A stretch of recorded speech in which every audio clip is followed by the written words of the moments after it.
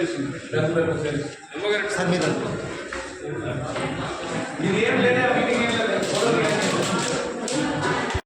యొక్క primary health సెంటర్లో ప్రభుత్వం ఇచ్చేటటువంటి నిధులతో పాటు మీకు కావలసినటువంటి అవకాశాలు అయిన అవసరాలు ఉంటే కలెక్టర్ గారిని కానీ, టౌన్లో అయితే కమిషనర్ గారిని కానీ మా యొక్క ఫండ్స్ని కూడా తీసుకొని, అదేవిధంగా ఈ చుట్టుపక్కల ఉన్నటువంటి పరిశ్రమల్ని, అదేవిధంగా ఏ అవకాశం ఉంటే అవకాశం వైద్యశాలలన్నీ కూడా పరిశుభ్రంగా పచ్చగా ఉండాలి.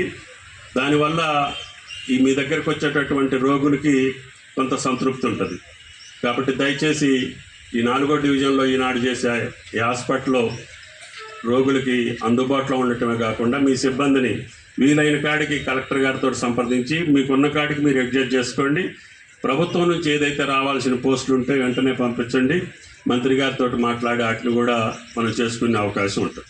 ఇంత కలెక్టర్ గారు చెప్పినట్లుగా ఖమ్మం పట్టణం ప్రశాంతమైన పట్టణంగా, పరిశుభ్రమైన పట్టణంగా, అన్ని రకాలుగా విద్యాపరంగా కానీ వైద్యపరంగా కానీ మా ఖమ్మంలో ఉంటే మా పిల్లలు మంచిగా చదువుకోగలుగుతారు.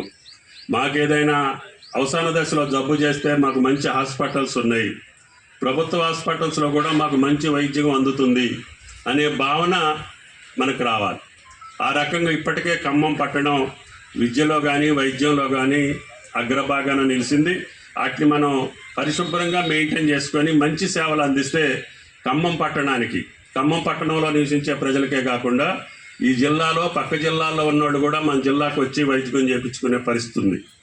ఆ రకంగా విద్యా వైద్య రంగాన్ని పెద్ద ఎత్తున ప్రోత్సహిస్తున్నటువంటి రేవంత్ రెడ్డి గారి ప్రభుత్వానికి మీరు కూడా మీ సేవలు సక్రమంగా అందేటట్టుగా మీ స్టాఫ్ని, మీ యొక్క డిపార్ట్మెంట్ని మీరు ముందుకు తీసుకెళ్లాలని చెప్పి డిఎంహెచ్ఓ గారికి విజ్ఞప్తి చేస్తూ ఈ అవకాశం ఇచ్చినటువంటి మీ అందరికీ కూడా ధన్యవాదాలు తెలియజేస్తూ, కార్పొరేటర్ గారు చెప్పిన పనులు కూడా అది ఇండస్ట్రియల్ ఏరియాని కలెక్టర్ గారు పరిశీలిస్తున్నారు.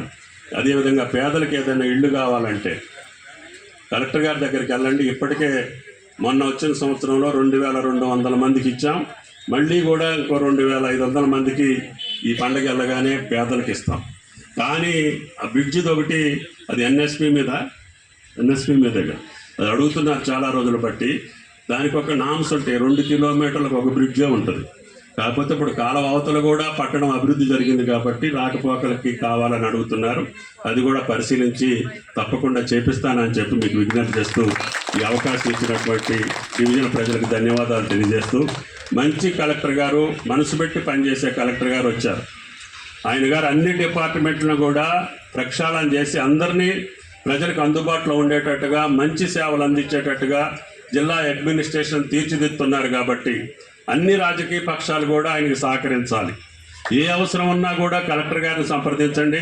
కలెక్టర్ గారికి సాధ్యం కాకపోతే ముఖ్యమంత్రి గారిని అడిగైనా నేను సేవలు అందిస్తా తప్ప ఎవళ్ళ రాజకీయ అవసరాల కోసం పిచ్చి పిచ్చి పనులు వాళ్ళు చెప్పారని చెప్పి ఏదో చేస్తే మీకు ఇబ్బందులు వస్తాయి.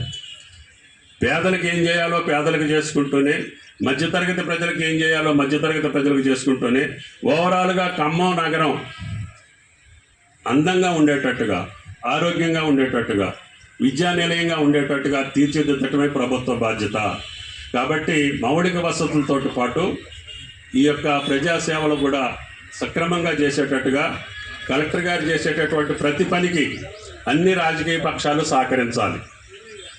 ఓట్ల కోసమో లేకపోతే అధికారం కోసమో పదవుల కోసమో ప్రజల్ని ప్రేరేపించి వాళ్ళని పిచ్చి పిచ్చి పనులు చేయించి వాళ్ళ మీద కేసులు పెట్టించి మీరు ఆనందపడితే అది మంచిది కాదు.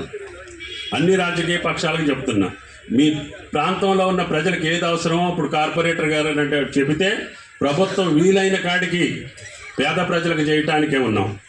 మీరు చూశారు ఈ 2 సంవత్సరాల కాలంలో మీరు ఎప్పుడు కూడా సన్న బియ్యంతో భోజనం చేయకపోతే 13,000 కోట్లతోటి ఖర్చు పెట్టి అందరికీ సన్న బియ్యం ఇస్తున్నారు. అదేవిధంగా పేదవాళ్ళు ఉంటే 200 యూనిట్లు విద్యుత్ ఇస్తున్నారు. ఇల్లు లేని పేదవాడు ఉంటే ఇల్లు ఇస్తున్నారు.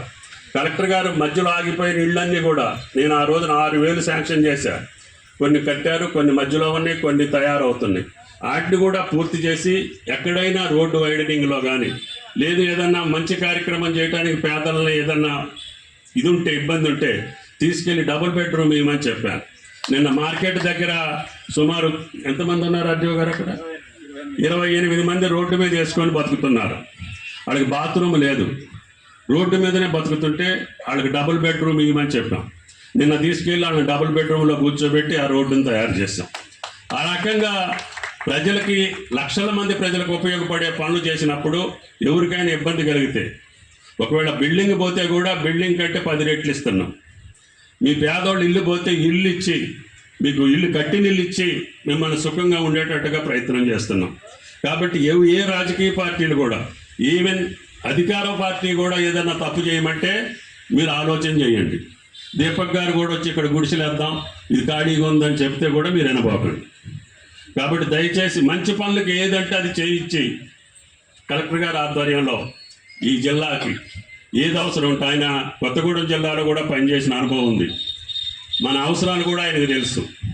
కాబట్టి ఆయన కష్టపడి పనిచేస్తున్నారు కాబట్టి చేపించుకునే బాధ్యత మంది. ఏ రాజకీయ పార్టీ అయినా సరే వెళ్ళి కలెక్టర్ గారిని అడిగి, కలెక్టర్ గారితో కాకపోతే ప్రభుత్వం దగ్గరికి రండి, తప్పకుండా న్యాయం చేసి అందరూ సుఖంగా సంతోషంగా ఉండే ఖమ్మం. ఎక్కడెక్కడోళ్ళు, నల్గొండ జిల్లా వాళ్ళు, కృష్ణా జిల్లా వాళ్ళు, వరంగల్ జిల్లా వాళ్ళు, ఈవెన్ కొత్తగూడెం జిల్లా వాళ్ళు కూడా వచ్చి మేము ఖమ్మంలో ఉంటే మాకు బాగుంటుంది, అన్ని సౌకర్యాలు ఉన్నాయి, మంచిగా ఉంది ఖమ్మం అనేటట్టుగా. నిన్న ముఖ్యమంత్రి గారు చూసినప్పుడు కూడా హైదరాబాద్ కంటే ఖమ్మం పట్టణమే సౌఖ్యంగా ఉంది, సౌలభ్యంగా ఉందని చెప్పారు. ఇంకా దీన్ని చేసుకోవాల్సిన అవసరం ఉంది. కాబట్టి దయచేసి అందరూ సహకరించాలని చెప్పి ప్రార్థిస్తూ మీ దగ్గర సెలవు. Thank you.